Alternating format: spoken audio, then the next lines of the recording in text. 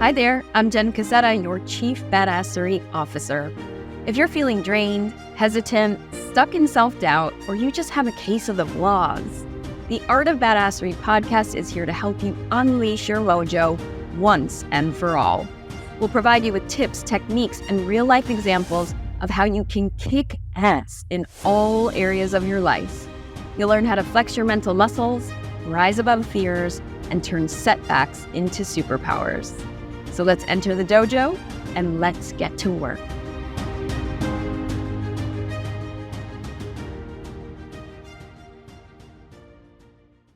Hello and welcome to the Art of Badassery podcast. I'm Jenn Cassetta, your Chief Badassery Officer, and I have such a special guest with you all. I am so excited. You may recognize her as well because she's really been at this whole wellness, fitness, yoga game for 3 decades.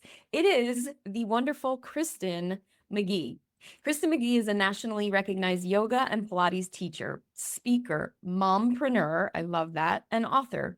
With over 3 decades of experience in the fitness and wellness space, she's had a continuous roster of high-profile celebrity clients, pioneered the launch of Peloton's yoga and Pilates program, and recently branched out on her own to launch Kristin McGee Movement. Welcome, Kristin, to the show. Thank you, Jen. I'm so happy to be here. Thank you. I've just been following you for so long, and I believe we were chatting beforehand, and I believe you came across my radar somewhere around 2004-05 when I was doing the Institute for Integrative Nutrition Health Coaching program. Is that when you started this yoga? I might have done a guest workshop or something for IIN. Yes. I think that's it because you've been on my radar since then. I feel like you're a friend, even though we don't really know each other that well. But you all, I just have to share with you a couple things about Kristin. One is I reached out to her when I launched my book. And again, she doesn't know who I am, but she was kind enough to let me send her a book. She posted about my book on her Instagram. And now today she is showing up for me for this podcast and showing up for all of us. So can you tell us all how you got started? Because right now, in a world full of influencers in the wellness space, there are so many to choose from, so many people to follow.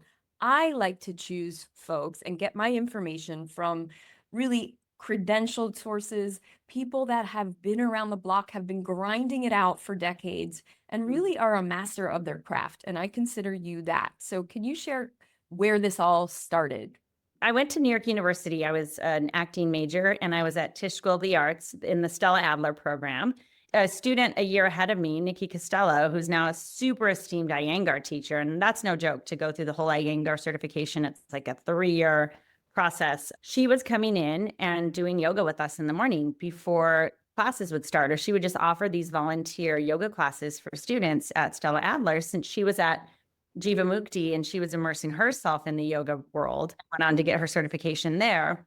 And I just remember my very first class with Nikki, and it was eye-opening. I just felt like, wow, this is what my body needs, what my brain needs, what I've been missing in my life all these years. And I fell in love with yoga, started going to the Jivamukti almost every night after I'd get out of school, out of class.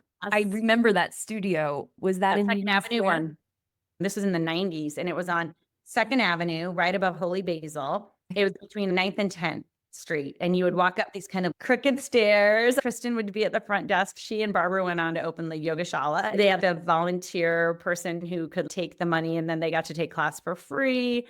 Big cavernous space with hardwood floors, pretty bare bones. Sharon and David were my very first teachers, fell in love with the process, fell in love with yoga, certified to teach after I graduated NYU so that I could support my acting career.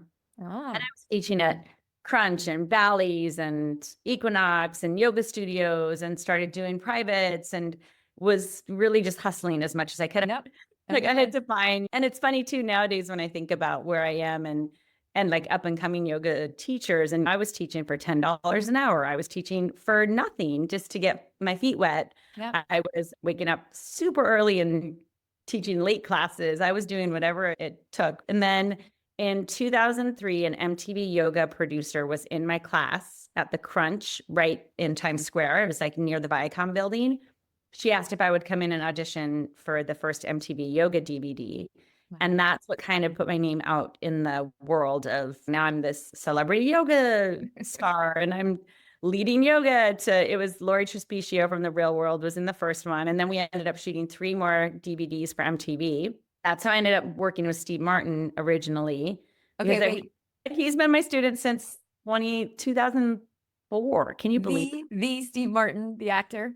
He's amazing. And he's just the sweetest, most amazing person that I've ever met and worked with. And seriously, to have been working with him for this many years is pretty crazy. He's still. Yeah.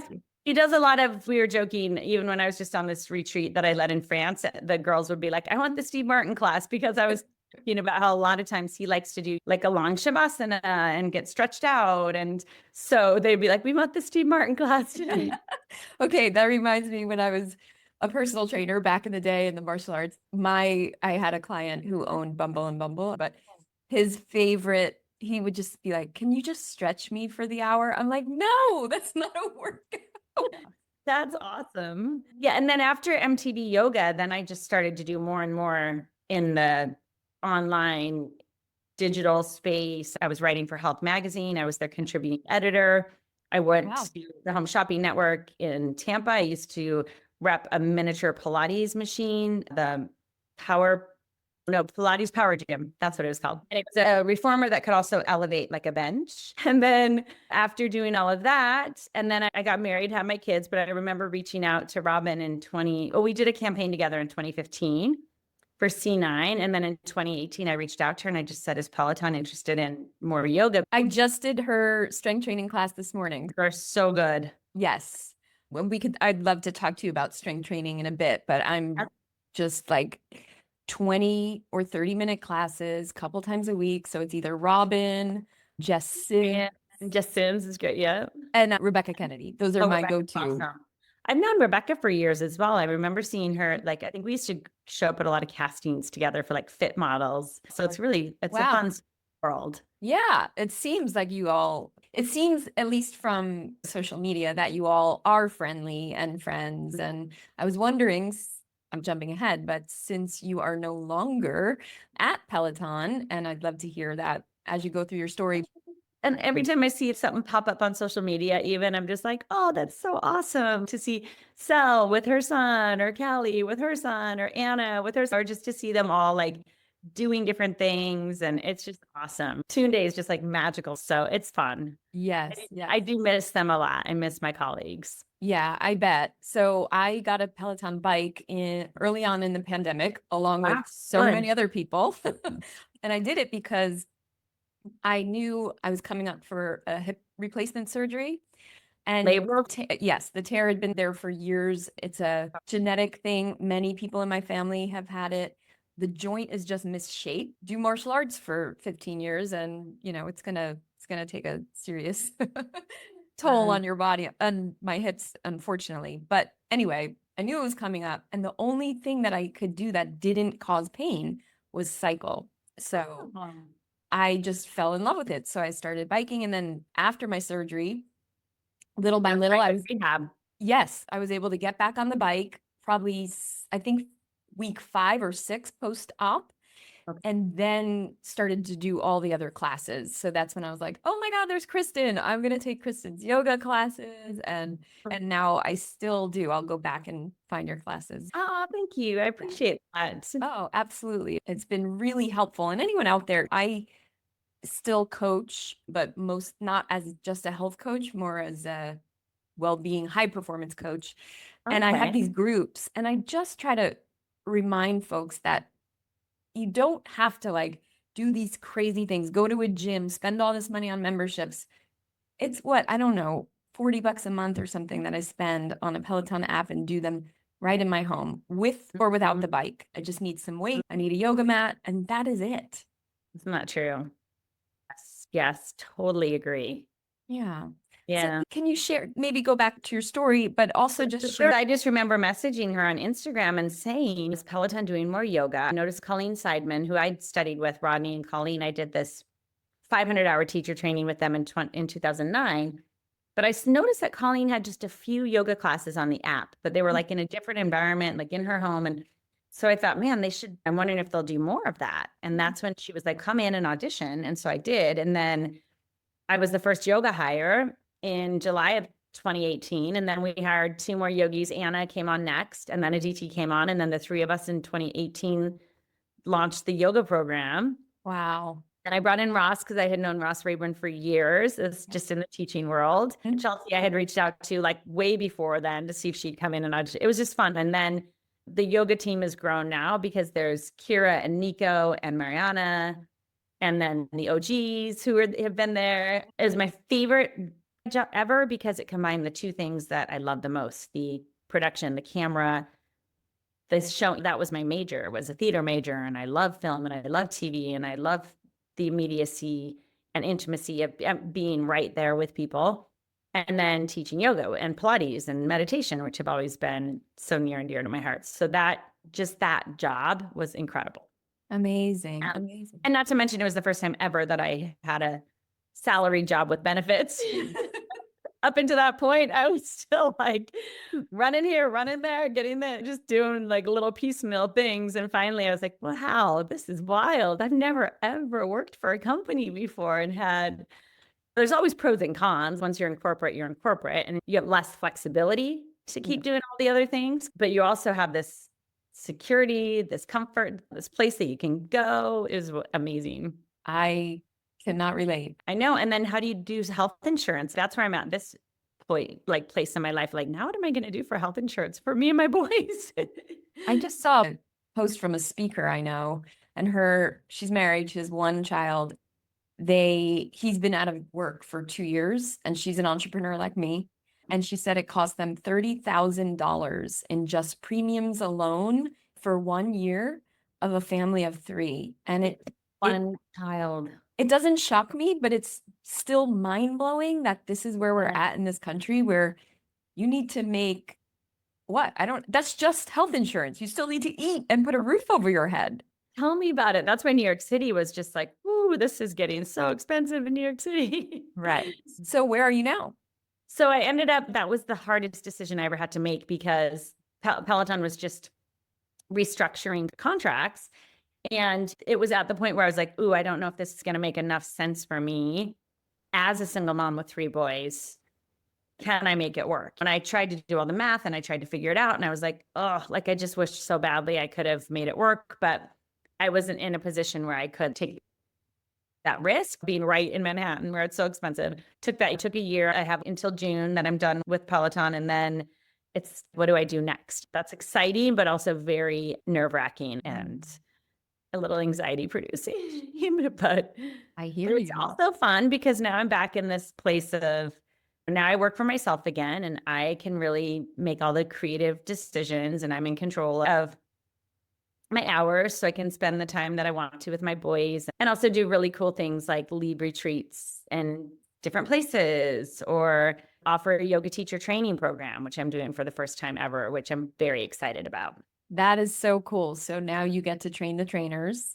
Yes. Yeah. Yeah. Thank goodness I had great teachers way back in the day and mentors who helped me hone my craft. And what you were saying about being a master in your skill, I love how you phrase that. And I feel like there's this whole mastery mindset. Even at my stage and age, I've got so much to learn and so many ways I can grow. And having to teach now again is opening me back up to all of those things like, oh yeah, yoga philosophy and stuff that you don't really use in your everyday practice. So it's cool. Yeah. Teaching is like the ultimate form of black belt level. Yeah, it's true. Very true. It really is. When I got to black belt level, I was like, oh, this is more about teaching than it is about learning new skills or new takedowns and all that stuff. I love that. Yeah, black belt in, is it jujitsu or what's the form of, no? Hapkido. Hapkido. Okay. Yeah. And what's the Korean. Oh, how neat. Yeah, it's a Korean style. And is the basis more self-defense or is it more attack or? Our teacher would say it's the original mixed martial art. What you see out there in the world of MMA is not martial arts. That's a sport. But Okay. as far as we did nice round circular self-defense movements like Aikido, but we also kick and punch. And we do joint locks like jujitsu. Aikido is very mixed. We have weaponry, we have the whole meditation side. So it truly is like a mind, body, spirit system, Oh, I love it. which changed my life. And how many years have you been practicing? Well, I started in 2000. So I'm not like at a dojo anymore, but I just still feel like every time I teach, even everything I speak on, my books, everything still has the way, martial arts way, or infused in it. Incredible. I would like to honestly get back into my body and do those things again. I'm just also trying to save my other hip as long as I can. Yes. No, I hear you. It's a lot. Yeah. So yoga and cycling and strength training for now. But speaking of black belts, I love to invite folks on this podcast that I consider a black belt in badassery, which means everyone's probably rolling their eyes because they've heard this a million times now, but it's someone who has gone through challenges and now uses their skills, their tools, their secret weapons to help others. And I know that's you. I know you've shared a bunch, a bit about some challenges you've been through in the past few years. How has yoga really helped you go through some of the darkest nights of your soul? It has been my rock, my foundation, because it's a practice. It requires me to show up daily and commit to the work, to the practice of just being present, staying with my body, staying with my breath, allowing the emotions to come without getting completely carried away by them, staying even keeled for my boys, not allowing myself to just spiral into a super negative or dark, scary place. To How do also you do realize that? So when you start to feel that spiral, because we all go through them, what is your practice? What do you do? Do you get on the mat? What do you do? the three things that have kept me the most centered is definitely the movement, my yoga movement practice on the mat, and then my twice daily meditation practice. So I have a 20 minutes twice a day practice. I'll do 20 minutes first thing in the morning, no matter what.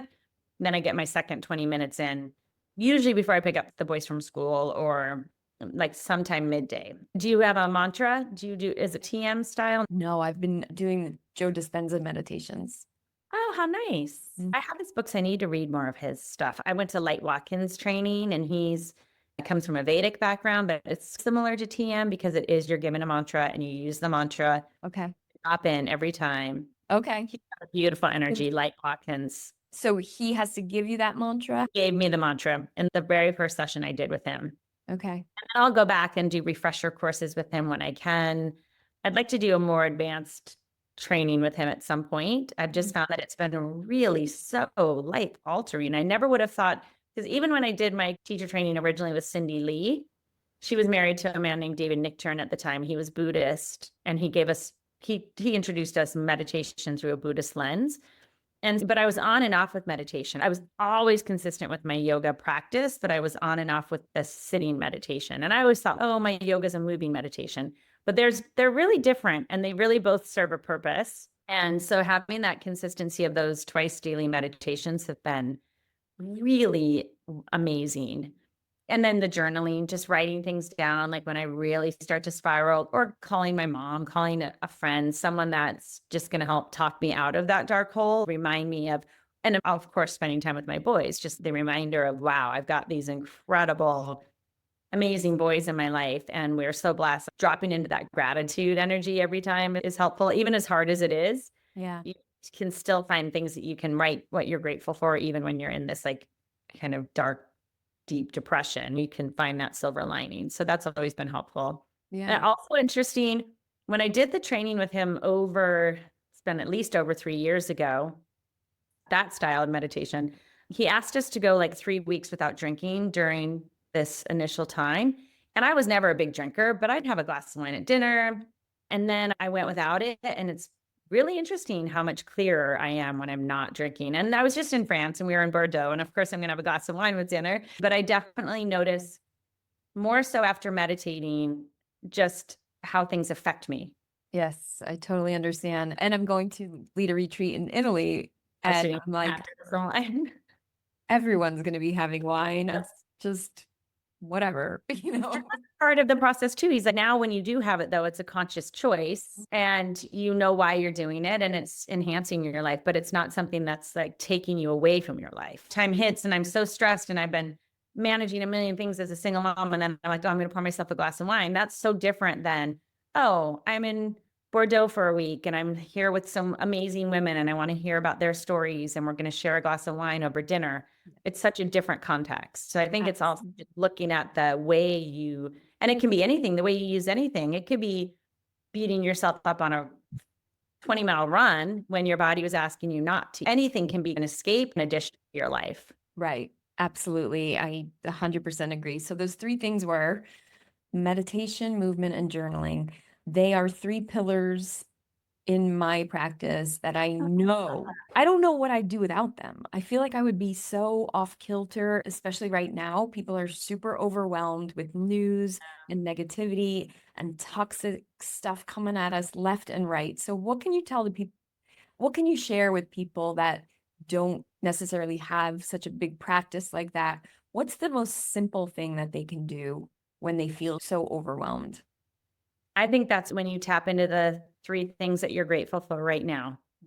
As simple as I'm grateful for my heartbeat. I'm grateful for my breath.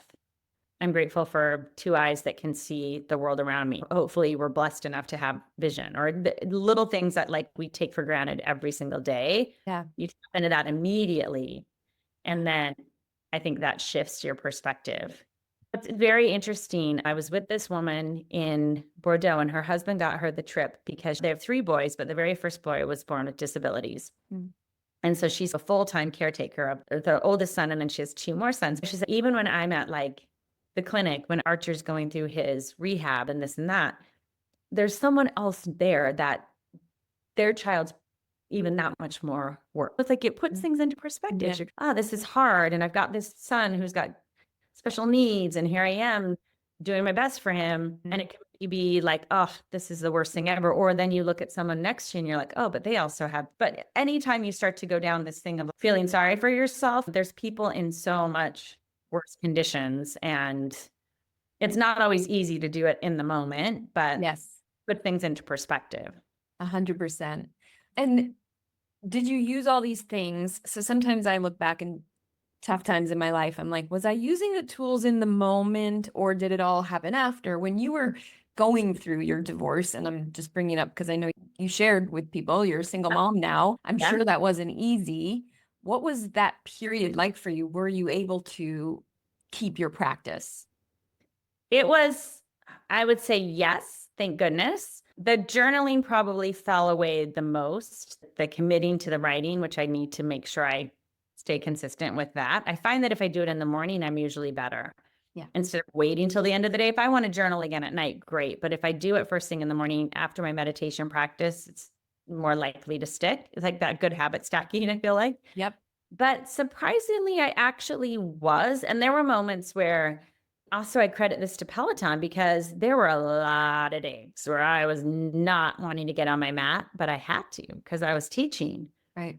I'm getting paid to show up and teach class, and I'd get on my mat and I was pretty vulnerable with my students. I'm like, I'm here. And if I start crying every now and then, I do. And so I felt like having to show up was this super hard, but it was probably the best thing that ever happened to me because it just forced me to keep growing through what I was going through and continually like processing things.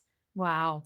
Vulnerable because you're doing it with people and in front of people, but it was it was good. It kept me consistent.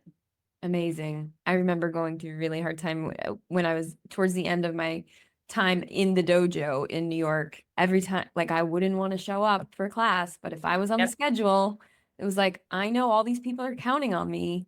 Yes. And I got in front of them. I taught the class. You pour your heart out into them. And then afterwards, you just feel so much better every time. Kristin, you come across, and all yogis, yoginis, to me anyway, come across so calm, so collective, so mindful. Do you ever lose your shit? That's so funny. I had a friend who he's the CEO of the New York Roadrunners, really good friend of mine, Rob. I love him. And my boys, I've got twin boys. That's a lot in and of itself. And then I've got an older boy. And the three of them, it's a lot of boy energy. And I just remember them going crazy, bouncing off the rails. And he was like, how do you stay so calm? Like, how do you not just lose it? He's, I've never seen you just go off and drop a bunch of F-bombs or this or that. And I think it's funny because especially like now I'm in a really good place where I'm in a better space, like in my environment, and I'm not going through what I was going through even while I was married. And so I feel like the more you're in a calm place and the more centered you are, the easier it is to not react and to be more responsive. I'm trying to think of the last time, if any time, that I got crazy or like upset, or it's interesting. I don't have that anymore, but not to say that I was always calm, because as a kid, I was definitely, it happened to me this morning with my son, William. I used to be crazy about my hair. If my hair was out of place, I would go freaking out. I'd throw the brush at the mirror.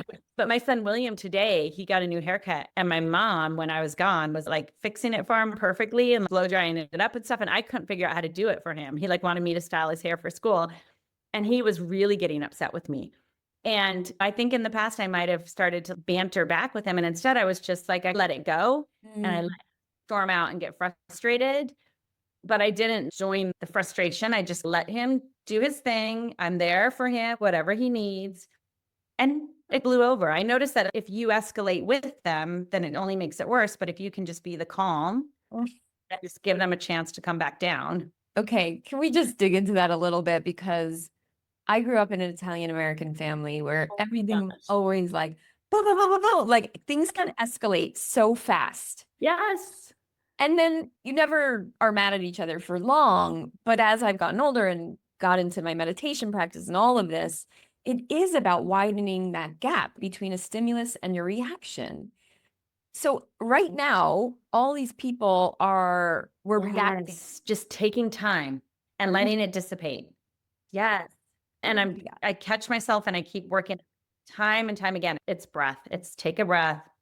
Because by the time you have to take a deep, full breath and let it all go, you've already given yourself a moment of pause, right? It's like a reminder to stop and breathe, stop, drop, and roll. When you like had to learn about if you're caught on fire, stop, drop, and roll. It's stop, drop, and breathe. Stop, drop what you're doing and breathe. Like those three things can keep you from so many disasters. Because you're right, the second you like respond, it just turns everything so upside down. And also, you probably notice if you're in that reactive state, you're probably not breathing. You're holding your breath, or you're breathing too fast. You're tense. Yeah, I remember even thinking when my dad used to say, young lady, stop crying. Or I wish he would have said, young lady, start breathing. Or instead of calm down, take a breath. Because that's our nervous system. Yeah, and that's really good advice for all of us to share with young kids. Yes. I wish I knew that when I was a kid, instead of crying so bad that you start hyperventilating or something. You just can't stop. Yeah. But even right now, with all the news and all the divisiveness, do you have any advice? Like, what can we do to just let it go? Because it's easier said than done. Just let it go. How do we do that? And there's such a fine line too, because you don't want to be apathetic, right? You want to, I'm just not going to vote for anyone because you still need to speak your voice and be proactive. And there's like things that I can do that, like for reproductive rights, there's like causes that I can still work on independently and put my support into these places so that I feel like I'm proactively doing something, but also realize that, first of all, like the only reality is that we can't control anything. Like the more we come to terms with the fact that it's hard, that you can't be in control of everything that's happening, that's the one thing that you just have to be like, I can't control it, but I can try and do my best within the situation. And so be proactive about things you can do so that you feel like you're at least showing up, supporting the community, the causes that you care for. That's huge, I think. And then I think too, and this is a really hard one, and even like Dan Harris, who I follow and love to death, that mindset of sometimes like, I know this might not seem right, like you might not really acknowledge this because it feels like it's so not true, but we are more alike than we are not alike. To see people's perspectives and to try and listen and to try and find like whatever human element you can connect on in a very basic way. And then at the end of the day, you kind of have to agree to disagree with certain people because you're never going to share a similar viewpoint. But I do feel like the more we just keep hating on each other, the worse it's going to get. The more of us who will step up and try and be human and just remind each other of our humanness, and hopefully of the fact that I think we all want something good for everyone, but everyone just has different ideas of how that's going to get there. And but I do find like you feel a little bit more in control and settled if you can advocate for the things that you really believe in. And it can be on such a small scale. You can start in your local community. There's so many ways to volunteer and get involved in organizations that support your beliefs. So when there's tension, we can choose to let it go. We can take that energy and put it into something good and something that we care about. Yeah, that makes a lot of sense. And we can all gather together and do yoga together because that'll make us more calm like you. That's true. Find ways that like people from all different walks of life and beliefs can still show up and do something similar together. That's pretty cool, right? Yes, absolutely. Would you mind taking us through just a quick little breathing exercise, something that you do that people can do anywhere, anytime to calm themselves? Yes. Have I ever showed you the peaceful fingers? I do these with my boys all the time, where you tap pointer, then middle, then ring, then pinky. And even just this like gesture of the tapping can feel really calming and settling. But if you close your eyes and when you tap your index finger in your mind, you repeat peace, and then middle finger begins, ring finger with, pinky finger me. So you're repeating in your mind, peace begins with me, and tapping your fingers as you do. And it's that reminder, like we were talking about earlier, that if we want to have calm inside of us, below us, above us, around us, it has to start from within. So whenever you're starting to feel frazzled or frustrated or anxious, you can take a moment. You could start tapping the fingers immediately to remind yourself, or just start repeating the mantra in your head with or without tapping the fingers. The peace begins with me. Peace begins with me. Peace begins with me. And as you do this, you can start to notice your breath, and you can start to notice the tension releasing from your shoulders. And you can notice how your breath starts to become more expansive. And then eventually you just let the tapping go and continue to watch the breath. And then when you open your eyes, you just want to notice if you feel a little more centered, peaceful, calm. But I like showing this to my boys as well, because it's just that reminder of, okay, I'm going to slow down and remind myself it starts here. I just have to find that inner peace.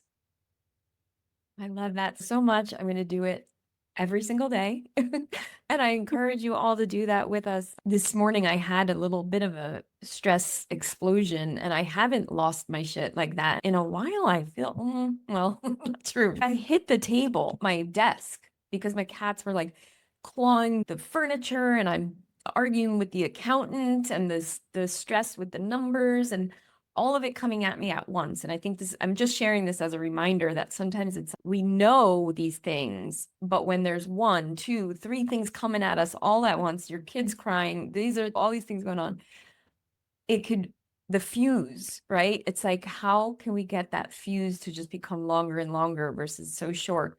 And I think that exercise you just shared with us is such a beautiful reminder. I love the words going along with the breath. Isn't that nice? Yeah. Thank you. Thank you so much. Okay. One last question before we wrap with some rapid fire questions I have for you. But before we even get to that, I do have one last question. And this is getting into nutrition a little bit. So, we don't have to go too far into it, but I noticed that you're promoting a creatine supplement, inching towards 50, the protein, the perimenopause, all this stuff is like in my face, and I'm working on it. I'm working on building more muscle and eating more protein. But can you just tell us a little bit more about creatine? Yes. And it's funny too, because one of the women on my retreat who's a little past her 50s was like, gosh, I have such negative connotation around creatine. Like all these meatheads used to take Yes. creatine, da, da, da, da, da. And now you're promoting it. What are you talking about? First of all, they also used to have these loading phases where they would just like take 20 grams of creatine at once. And this is, I'm talking 3 to 5 grams of creatine a day max. And for when I started with the 5 grams, it was great. Like you feel like a difference pretty immediately. That's what another friend said. That's the one supplement I started taking where I actually feel a difference. Okay.